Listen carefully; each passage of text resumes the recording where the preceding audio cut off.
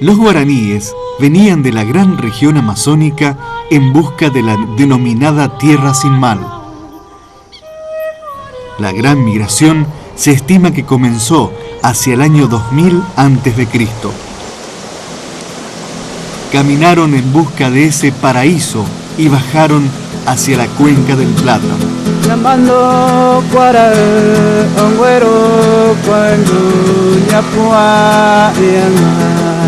Se asentaron en las márgenes de los ríos, habitaban en casas comunales, reunidas alrededor de un espacio o plaza, formaban un poblado o tecoá. Porque el concepto de tecoá no es solamente el concepto de aldea. El tecó en guaraní es el modo de ser, el modo de producir, el modo de vivir, junto con el otro. O sea, era una relación entre el tecoá y el tupambaé, el sistema de reciprocidad vigente y vivido dentro de la propia aldea. Ellos vivían en un sentido de reciprocidad. Yo estuve 3 veces con parcialidades guaraníes y creo que el último que toca algo es el cacique. Todos comen exactamente igual, todos se reparten igual, comparten todo. Lo otro, el afecto hacia el niño y hacia la madre. Cuñá, por ejemplo, Cuba es lengua, Iñá es nuestra lengua, porque la madre era la que transmitía la lengua a los chiquitos. Sus fiestas son también, que no son fiestas por ser fiestas, sino siempre comienza sus ñembos, ellos que son sus rezos, danza. Sería largo ya hablar de antropología guaraní, el padre Meliá lo sabe mejor que yo. Los guaraní tienen una espiritualidad muy antigua, pero diría yo muy cercana para la comprensión y los ideales, incluso utópicos, que nosotros tenemos. El famoso mito es bien conocido, el mito de la tierra sin mal. Pipa y ese es violín.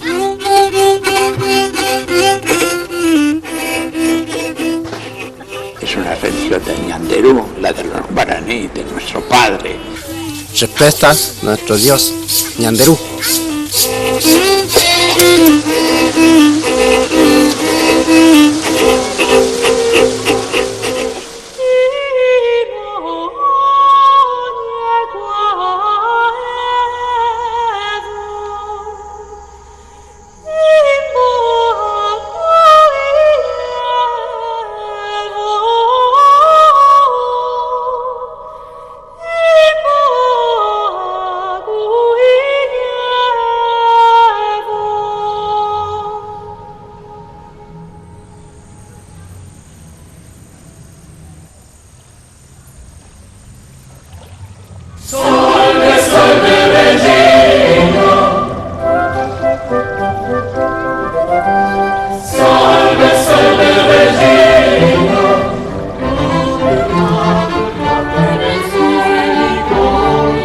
Juan de Salazar de Espinosa formó parte de la exploración de don Pedro de Mendoza, el primer adelantado del Río de la Plata.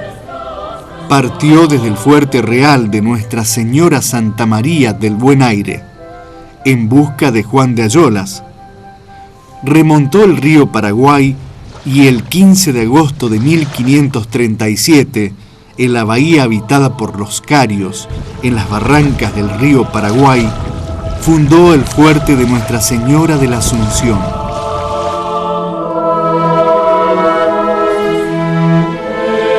La primera catedral, la Encarnación, y allí está tanto la celebración a Nuestra Señora de la Encarnación, que es el anuncio de Dios por medio del ángel a la Virgen que vendría a su Hijo, pero el documento oficial dice que la ciudad de Asunción se dedica al patrocinio de Nuestra Señora de la Asunción.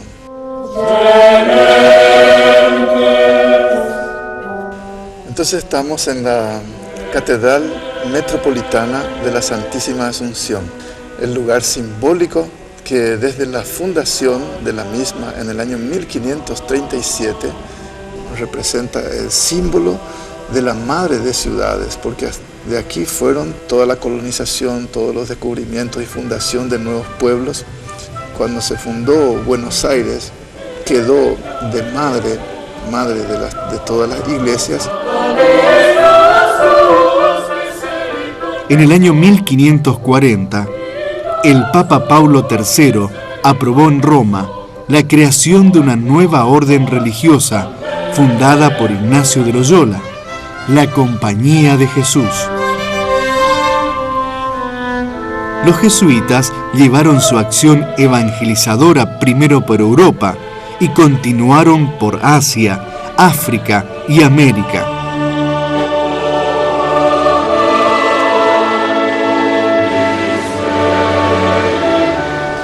Entre 1540 y 1542, Álvar Núñez Cabeza de Vaca recorrió a pie desde Santa Catalina, en las costas de Brasil, hasta Asunción. En esa travesía divisó las cataratas del río Iguazú.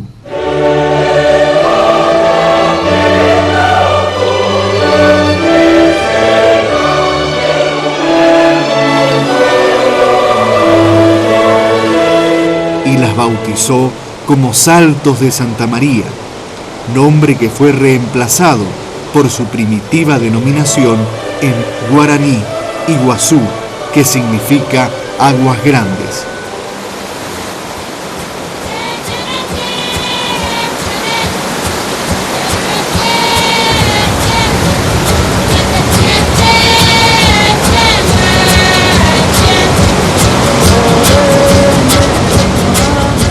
En 1549, el jesuita portugués Manuel de Nóbrega llegó a San Salvador de Bahía. En 1553 se constituyó la provincia jesuítica del Brasil, la primera del continente americano, y el 13 de julio de 1553 llegó el padre José de Anchieta. Desarrolló su labor pastoral en contacto con los indios tupí y se los llamó el apóstol de Brasil. El rey Felipe II, en 1567, le pidió al entonces tercer superior general, padre Francisco de Borja, designar a sacerdotes para fundar en 1568 la provincia jesuítica del Perú.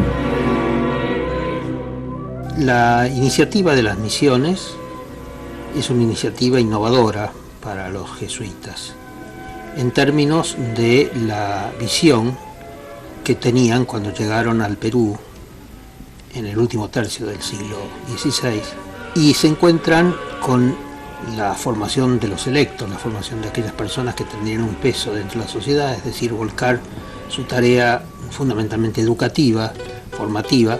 En este sentido, los jesuitas adoptan el planteo habitual, que que es el que llaman de las entradas, es decir, salen del colegio o de lugar de residencia hacia donde están los grupos indígenas misionando, es decir, actuando en la difusión del Evangelio. Aquí estoy, madre querida, el hijo de tus entrañas. Hacia fines del siglo XVI, el virrey Toledo del Perú se encuentran con el problema de la necesidad de concentrar a los indígenas. Se genera una política que se llama la política reduccional, reducir, concentrar a policía, es decir, a control, a polis, a ciudad, en una zona privilegiada que era el altiplano peruano, donde las comunidades indígenas aportaban directamente a la corona, es decir, no estaban sujetas al sistema de encomienda. El virrey quería que eso funcionase de una manera efectiva, con un control firme de una orden religiosa. Le habían fracasado algunas de las otras órdenes religiosas, entonces convoca a los jesuitas. Y los jesuitas les dicen que no, que ellos tienen un sistema de transmitir o difundir el Evangelio, que es a través de la educación y a través de las entradas que realizan como complemento de esto para ayudar a la campaña con los indígenas. Esto genera un debate fuerte y inclusive el virrey Toledo escribe al rey diciendo que se lleve a los jesuitas que no sirven para lo que hay que hacer en América. La mañana de San Juan, apenas arboreada, caían piedras gloriosas al pie de una fuente clara. Después de una larga negociación y atendiendo a algo que era sustancial al proceso educativo, que era el conocimiento de las lenguas indígenas, los jesuitas aceptan tomar un pueblo modelo como un laboratorio de idiomas, donde mandarían a los jesuitas a ir practicando los idiomas indígenas, fundamentalmente los 4 idiomas de la región: el quechua, el aymara, el puquina, que se hablaba en la zona del lago Titicaca, y el mojos, que se hablaba en la zona de la selva. Los jesuitas aprenden allí los enormes conflictos que tiene la relación con el mundo indígena. Y finalmente van a negociar, dado que en esa zona los indígenas estaban sujetos a la mita, es decir, ir a trabajar 3 meses a las minas de Potosí. La mayoría de ellos o moría en el trabajo o quedaba en Potosí, tampoco volvían. Con lo cual esos pueblos de reducciones se empezaron a desarticular todos. Los jesuitas crearon un sistema que llamaban el indio de bolsillo o el indio de fatrilquera, que significaba pagar un indio de otro pueblo para que fuera a trabajar en nombre de un indio de Juli y que los indios de Juli quedaran en Juli, porque entendían que no podía crecer ningún pueblo con una rotación permanente de la gente joven y el no retorno de la mayoría de aquellos que iban. Este sistema ayudó en definitiva a concentrar no solamente a la gente Juli, sino a que el mundo indígena viera esta actitud de los jesuitas significaba una protección real sobre ellos. Empezaron a controlar que no se comercializara con los españoles, empezaron a prohibir los servicios personales y generaron entonces lo que fue llamado en algunos de los documentos la Roma de América. El padre Diego de Torres Boyo fue designado superior en la residencia y doctrina de Juli. Torres Boyo, que es el superior de Juli, es el que va a mandar sus misioneros a formar las misiones de guaraníes. Y en las misiones de guaraníes hay instrucciones precisas de 2 clases para hacer los pueblos: que se hagan como los hemos hecho aquí en el Perú o como quieran los indios. Esa actitud ya mental de apertura a que el indígena se sienta cómodo en su sistema y en su forma de organización, o como la experiencia que hemos estado realizando, que es positiva, sirva, ¿no es cierto?, ya marca muy claramente la articulación entre el proceso de Juli con la génesis de las misiones de guaraníes. Yo creo que ahí es donde uno puede entender cómo los jesuitas cambian. Aceptan la misión, en realidad no la entrada. Segundo, entienden cuáles son las claves para que esa misión sea exitosa, es decir, la permanencia del indígena, asegurar su subsistencia, generar una estructura de trabajo adecuada, planificar una organización en el territorio y al mismo tiempo darle una autonomía al mundo indígena diferente que la autonomía de dependencia directa del mundo colonial. Entonces yo creo que todos estos elementos son los que de alguna manera sirven de basamento como para llevar adelante el proyecto de los guaraníes.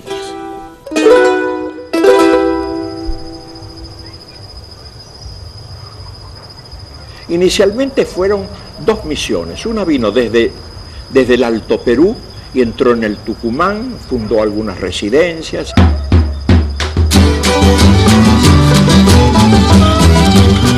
El 26 de noviembre de 1585 fue la fecha de entrada en Santiago del Estero, procedentes del Perú, de los padres Francisco de Angulo, Alonso de Barzana y el hermano Juan de Villegas.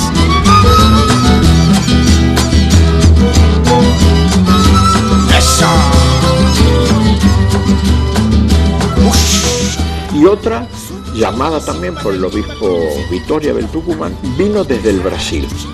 Desde Brasil lo hicieron los padres Juan Saloni, Tomás Fiels, Manuel de Ortega y Esteban de Grao. Mientras que en Paraguay los frailes Luis de Bolaños y Alonso de San Buenaventura establecieron una misión franciscana. En 1586 se inició el pueblo de Yaguarón.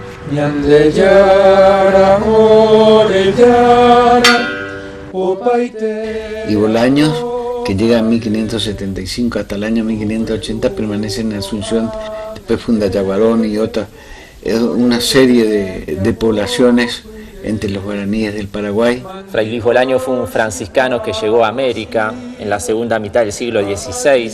Lo ubicamos acá a Bolaños y debió estar agradecido de todo el guaraní que también ya pudo haber aprendido a través del niño y fue como su protegido, y él puso toda su esperanza que fue San Roque González de Santa Cruz. Roque González de Santa Cruz, nacido en Asunción, hijo de un colono español y una mestiza asuncena, un gran conocedor de la lengua guaraní que mamó esta lengua en el regazo de su madre.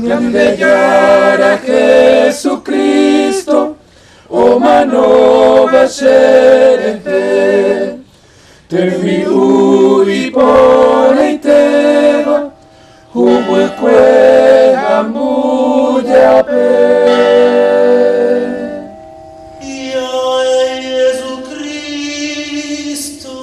El 20 de marzo de 1599,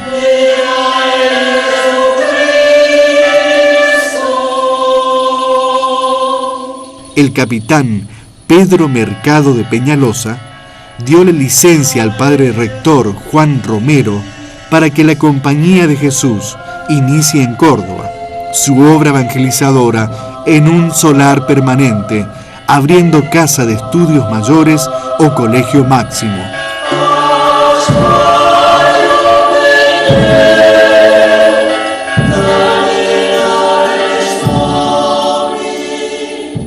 El padre general, seguramente enterado por las noticias, tuvo la visión que esta región y la masa enorme de indios que había por evangelizar requería un esfuerzo un poco más sistemático. Y entonces creará la provincia jesuítica del Paraguay. Decidem formar a província jesuítica do Paraguai no modelo de reduções jesuíticas. Fue así como en 1604 quedó fundada la provincia jesuítica del Paraguay, con sede permanente del padre provincial en la actual ciudad de Córdoba. Comprendía los territorios de Argentina, Paraguay, Uruguay, las tierras bajas de Bolivia, el sur de Brasil y Chile hasta 1625. Y a partir de allí designará un provincial, un hombre brillante que fue Diego de Torres. Al padre Diego de Torres Bollo se hace cargo recién en 1607 y gobernó hasta 1615.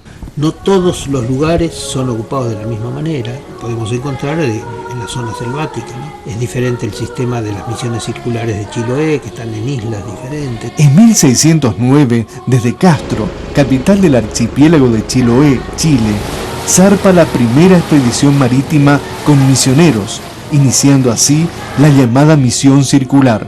También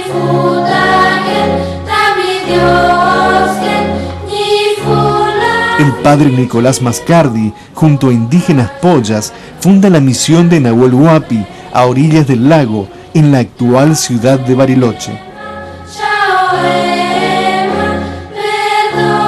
En el nombre del Padre, y del Hijo, y del Espíritu Santo. Amén.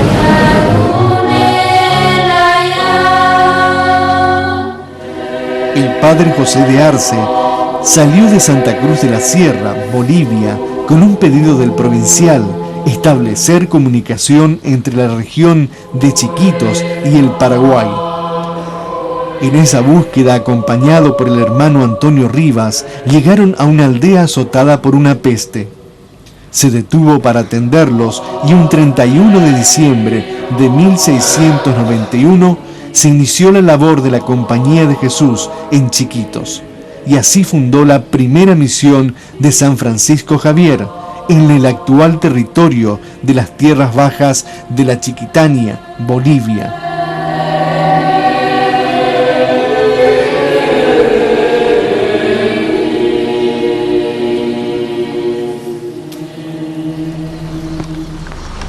Una expresión de religiosidad popular se vive en la Semana Santa de Tañarandé, en las cercanías de San Ignacio Guazú, Paraguay. Bueno, desde el año 92 iniciamos Tañarandé, que es hacer una celebración de Semana Santa, rescatando tanto la historia de San Ignacio como la identidad cultural del pueblo paraguayo, ¿verdad?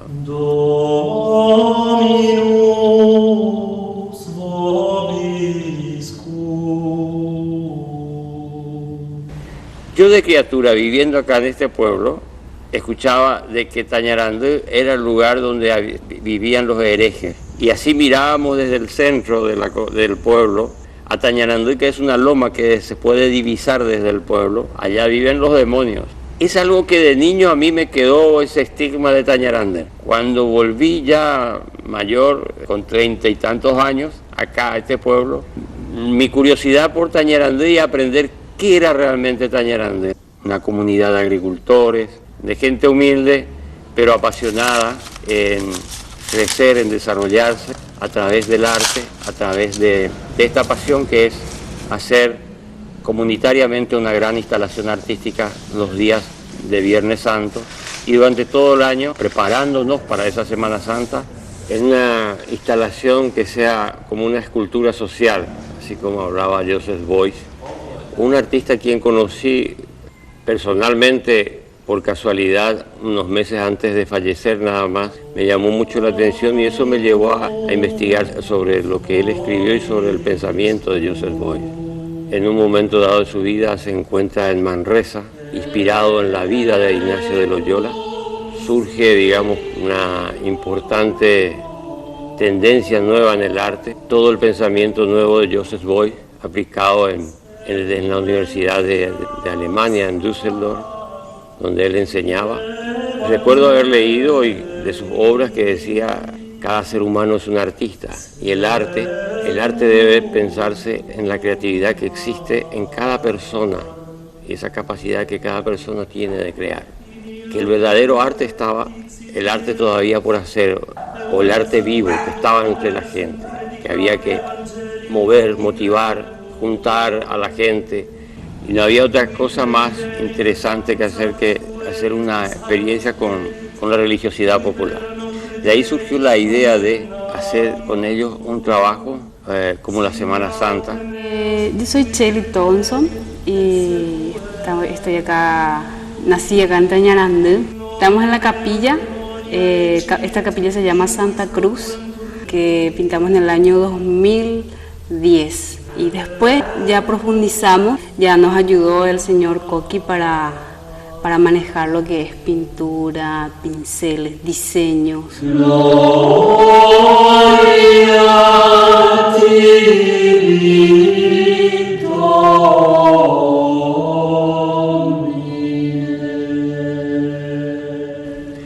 En cada casa del barrio de Tañarandé terminábamos hablando frente a un pequeño altar, pensando en cosas que que tenían que ver mucho con la religiosidad popular de la gente.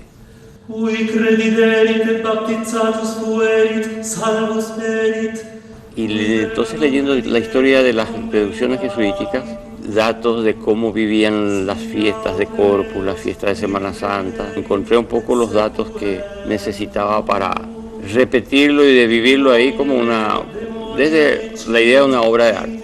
Y el canto, un canto de la Semana Santa, un canto llamado el canto de los estacioneros que cantan las estaciones. San Mateo, oh hijo,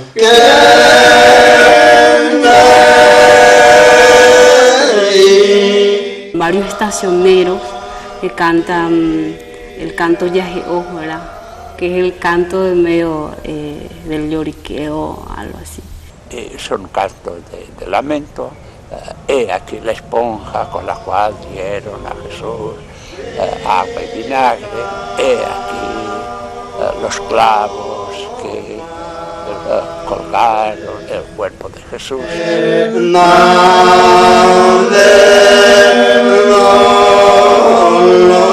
Yo creo que los estacioneros es una tradición que viene de España y más concretamente una tradición probablemente castellana de cantos de la pasión. Entonces, sin embargo, fueron adaptados y fueron cantados incluso en lengua guaraní. El padre Cardiel habla de estos cantos de pasión e incluso da una especie de versión castellana.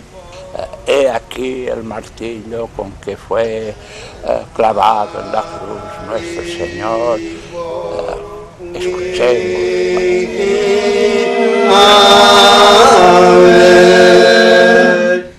Nosotros iniciamos nuestro altar a partir de dar la noticia de que se está haciendo un gran altar revestido de maíz y de coco para hablar del barroco americano. La gente que acude acá al taller vamos hablando y se llevan consigo como un deber seguir leyendo sobre el barroco americano. Y creo que lo importante es eso, que estemos hablando de un barroco americano. La mayoría de los pueblos del Paraguay que llevan el nombre en guaraní normalmente tienen una traducción. Tañarandú no tiene una traducción, pero siempre se especuló en que tenga que ser algo del demonio. El caso de Bartolomé Meliá, para él los nombres son míticos, no son traducibles, son eso, Tañarandú es Tañarandú.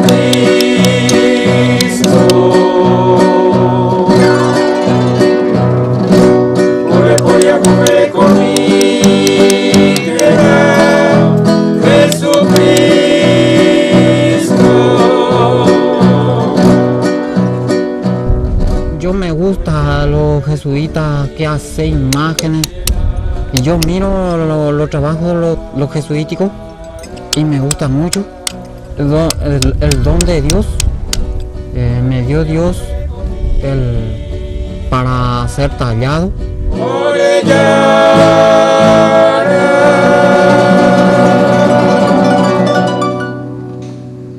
Misión de San Ignacio Guazú, 1609.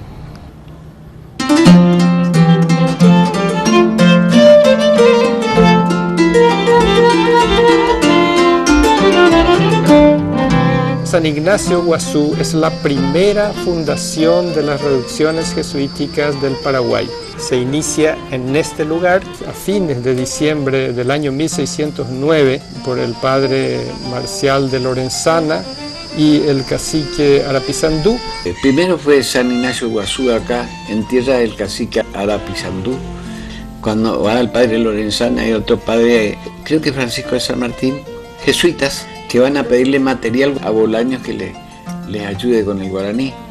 Pero la base fue sobre todo, sabían hablar guaraní. Es decir, les hablaron en su propia lengua. Lograron una comunicación. No se puede evangelizar si el otro no entiende lo que le están diciendo. La lengua que hablare les hará parecer uno de ellos. Yo creo que el misionero que habla una lengua, entonces tiene mucho ganado para la comprensión. No para hablar, sino para escuchar, que es lo más importante, creo yo, del misionero, escuchar. Yo todavía escucho, creo que todavía escucho.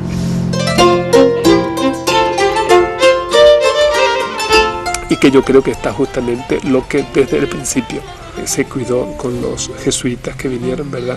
La defensa del guaraní, el aprendizaje primero, la gramática, ¿verdad? Guaraní, ¿verdad? Si vos no podés circular por todo el país con el español, aquí con el guaraní vas a todos los rincones del país. Dice, cuenta el relato de la carta, ¿no? Y el padre Roque era ya sacerdote, pero era un sacerdote español. Y ahí justamente Roque González de Santa Cruz, párroco que fue de acá de la catedral, escuchó un sermón del padre Lorenzana, donde el padre Lorenzana decía que era inmoral lo que hacían los españoles que salían a cazar indios. Y el padre Lorenzana denunciaba eso, que eso no es moral para un cristiano. Y lo bajaron del púlpito de un tigrón. Y a partir de ahí él se hace misionero, se hace jesuita y va para fundar varios pueblos y para evangelizar a los indígenas.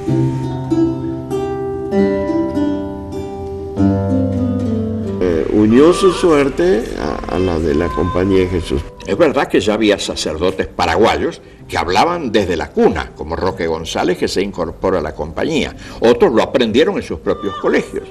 Roque viene aquí a San Ignacio en el año 1611. San Roque González, un mártir paraguayo, nacido en Asunción, un hombre que también conocía, había sido formado en la cultura española por ser hijo de un escribano español. El papá de Roque González era el escribano real de Asunción.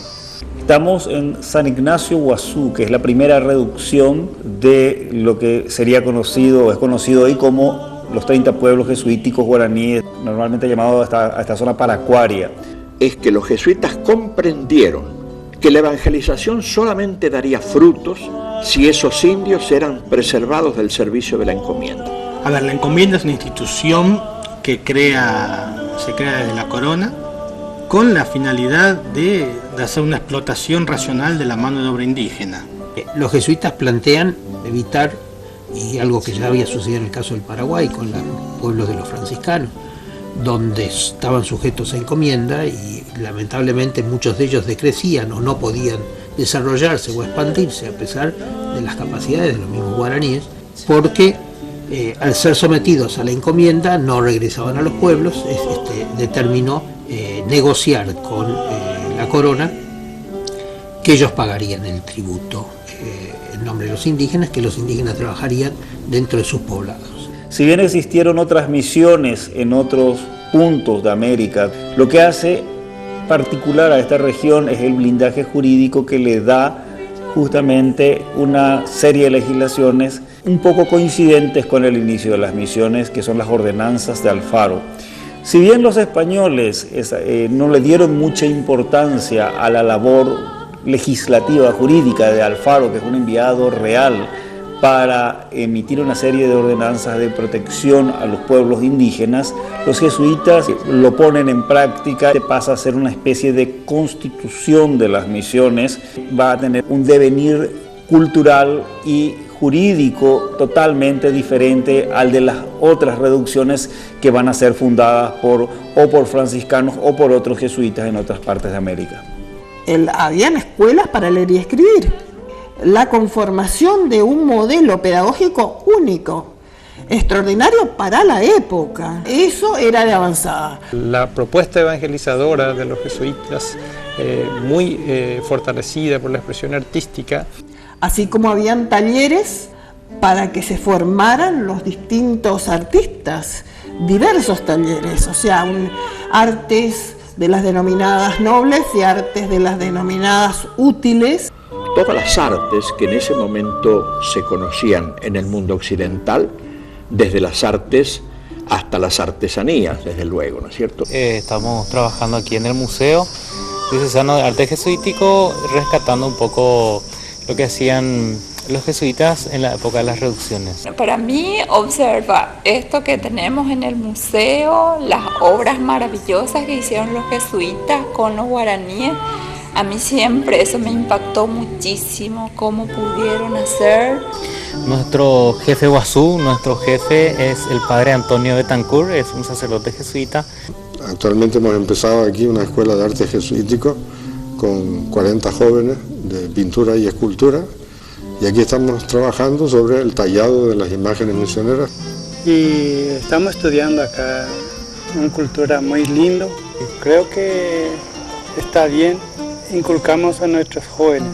Una linda experiencia, estamos aprendiendo a tallar en madera. Porque aparte de que sea una obra artística, esto envuelve toda una mística. Yo insistía siempre de que a través del arte se evangelizaba en las reducciones jesuíticas. Estamos haciendo una réplica de los jesuitas guaraníes que vinieron en San Ignacio, en el Paraguay. La verdad me gusta todo el tallado, pero ahora estamos haciendo querubines, que son como ángeles más chicos. Eso es lo que estamos haciendo con el padre Betancourt. Y así también con un profesor. Esa misma técnica haciendo réplicas de imágenes de nuestro museo, angelitos, querubines. Si ellos tuvieron paciencia y fe, si pudieron hacer, bueno, ¿por qué no intento? Y algo que me está gustando y voy avanzando de a poquito.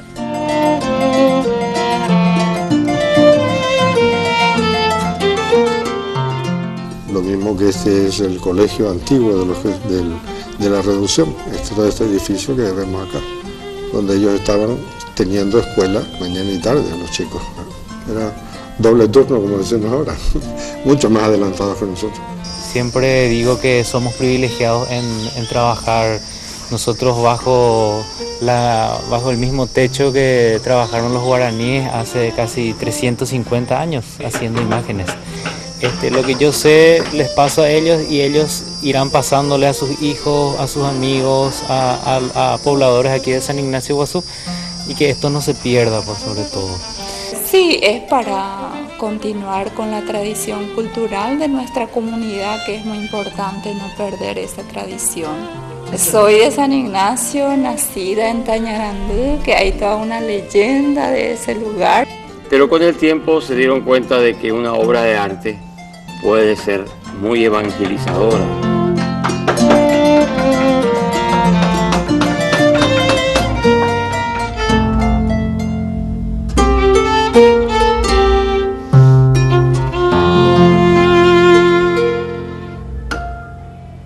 Fue el entusiasmo más, cada vez se entusiasmaban más los pobladores de Tañarandú con esa Semana Santa, que ellos se sentían identificados con esa obra.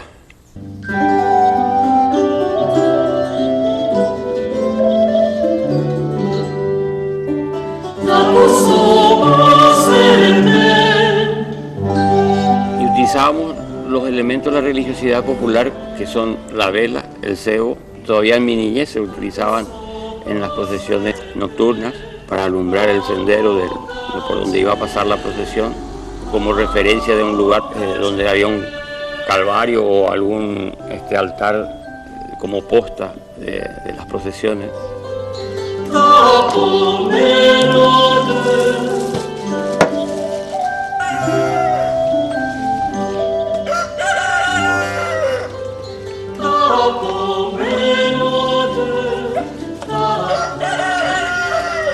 La naranja agria cortada por la mitad, quitando la pulpa, y con un pabilo de algodón. El pabilo va sostenido dentro de la cavidad de la naranja agria, de la pepú, le decimos nosotros, por un pequeño bodoque de lodo. Y luego esa grasa se calienta, se vuelve líquida y se carga. Al cargarse la grasa, queda como una vela formada con la cavidad de la naranja.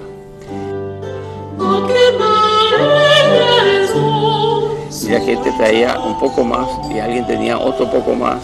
Entonces, según la cantidad de grasa, se buscaba más a pepú. Fuimos llegando a 1000, y como queríamos hacer una Semana Santa más grande todavía que la del año pasado, siempre ya íbamos a 3000, a 4000 y así con los años. Hoy estamos en 20000 velas que prendemos.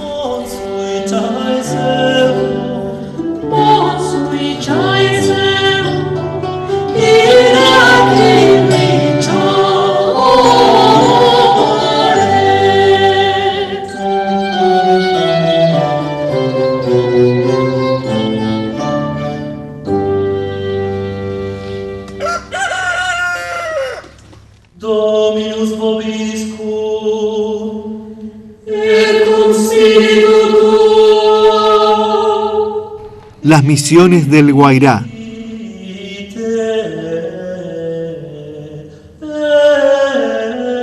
Hacia el norte del río Iguazú se hallaba la región del Guairá. Los primeros misioneros fueron José Cataldino y Simón Maceta. Fundaron una población con 800 indígenas, que fue bautizada por el padre Cataldino con el nombre de Virgen de Loreto. Luego de construir un templo provisional, continuaron la recorrida por la región. Aquí se entiende cómo surge el origen de San Ignacio Miní. Con el aumento de habitantes en Loreto, el padre Nicolás del Techo escribe: muchos se trasladaron a Loreto, y como eran más de los que allí podían vivir, a petición del cacique, fundóse otra población a 1/4 de legua de la anterior. Tanto ella como su templo fueron consagrados a San Ignacio.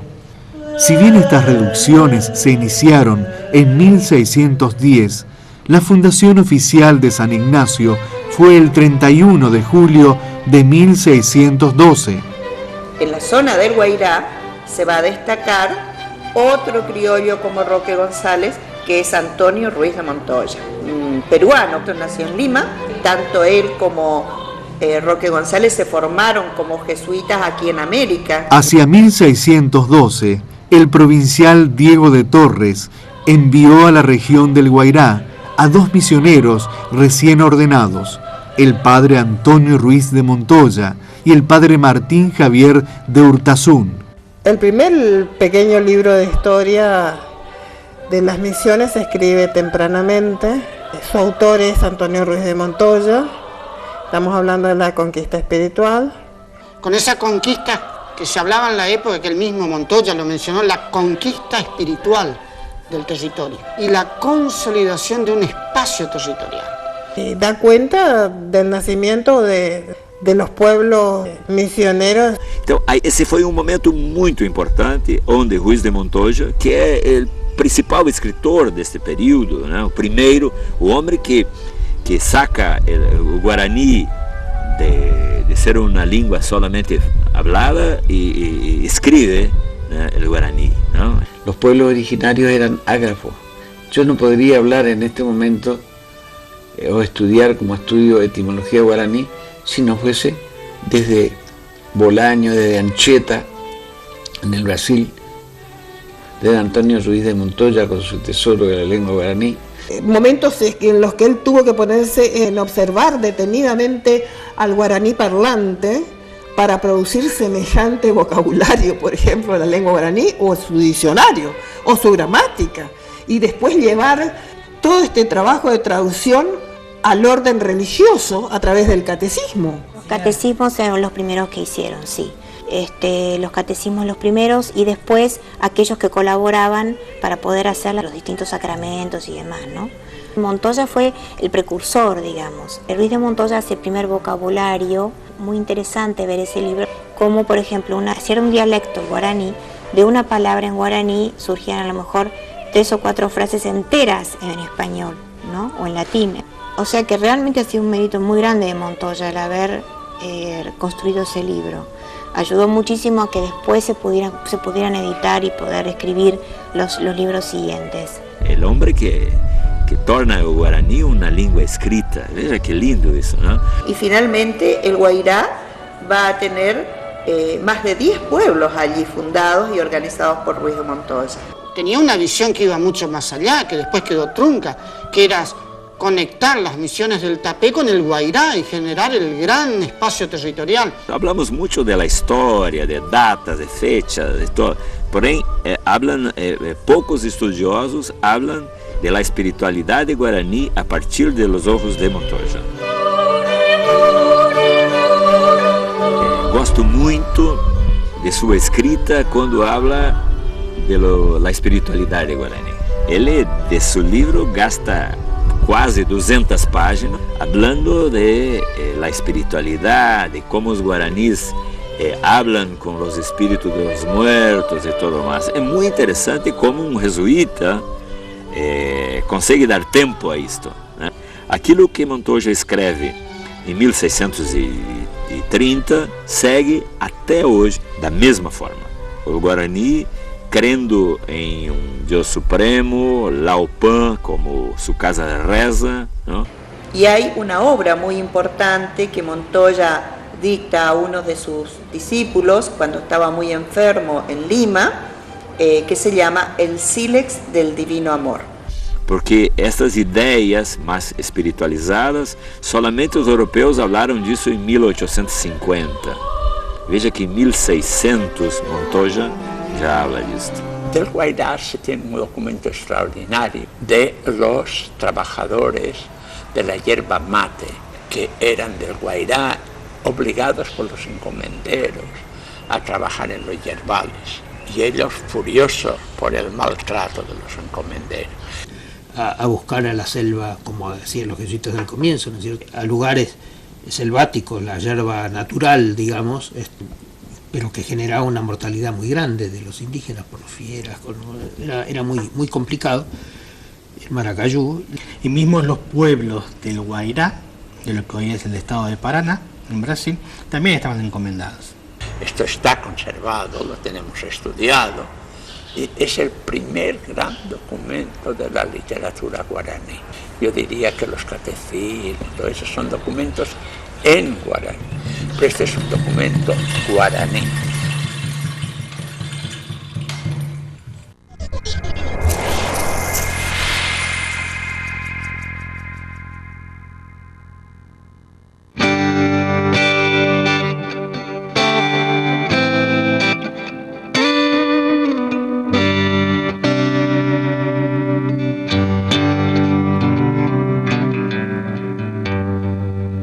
Ho pensato spesso a come la Chiesa possa rendere più evidente la sua missione di essere testimone della misericordia. È un cammino che inizia con una conversione spirituale. Per questo ho deciso di indire un giubileo straordinario che abbia al suo centro la misericordia di Dio.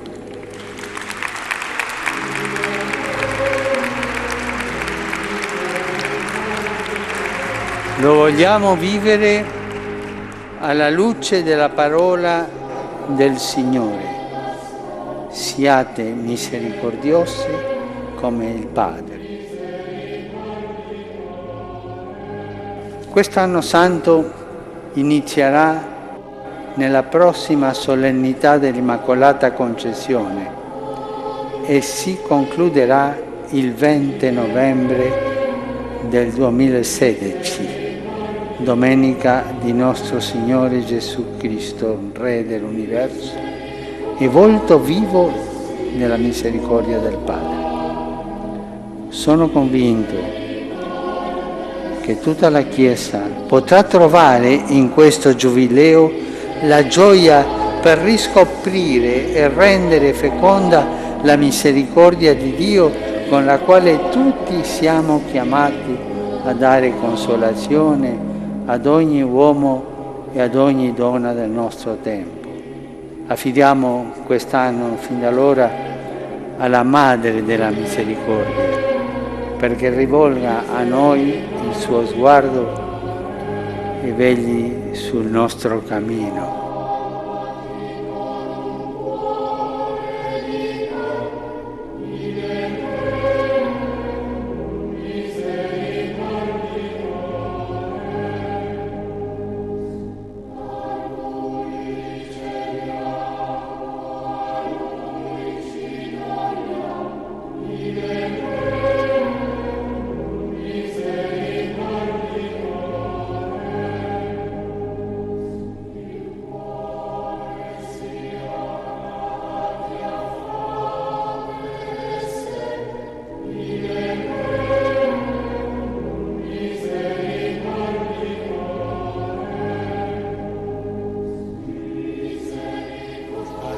Figlio e dello Spirito Santo. Amen.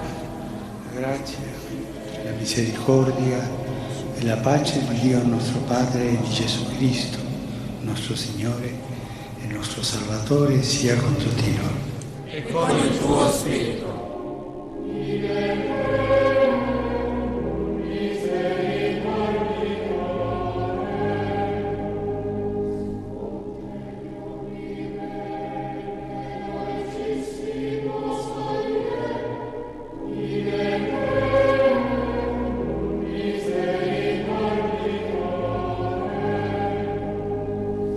Gesù Cristo è il volto della misericordia del Padre. Il mistero della fede cristiana sembra trovare in questa parola la sua sintesi. Essa è divenuta viva, visibile e ha raggiunto il suo culmine in Gesù di Nazaret. Il Padre ricco di misericordia, dopo aver rivelato il suo nome a Mosè, come Dio misericordioso e pietoso, lento all'ira e ricco di amore e di fedeltà, non ha cessato di far conoscere in vari modi e in tanti momenti della storia la sua natura divina.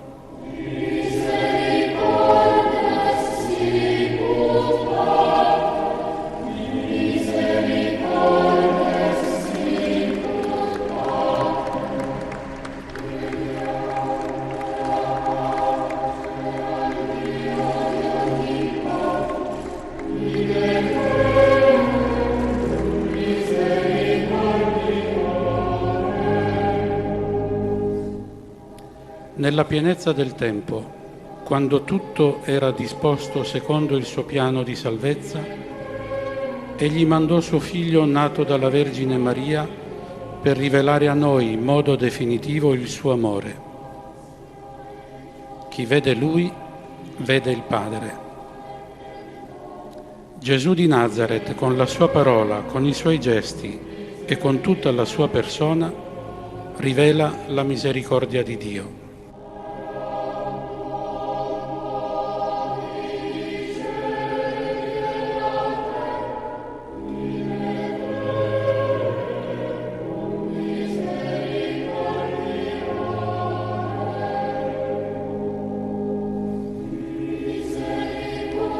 abbiamo sempre bisogno di contemplare il mistero della misericordia. È fonte di gioia, di serenità e di pace. È condizione della nostra salvezza. Misericordia è la parola che rivela il mistero della Santissima Trinità. Misericordia è l'atto ultimo e supremo con il quale Dio ci viene incontro.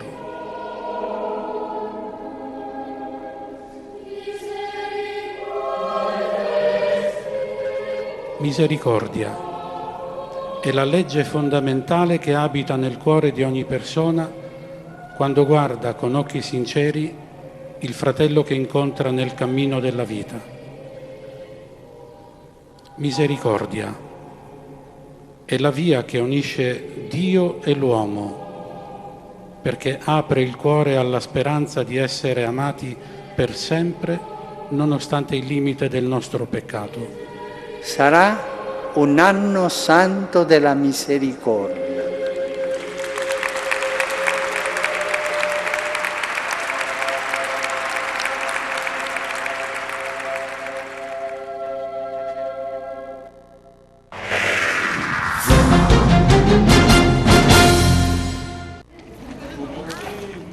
Cuando caminas por el museo y los edificios de Cinecittà, los míticos estudios de cine de Roma, sientes que te has transportado a otro tiempo.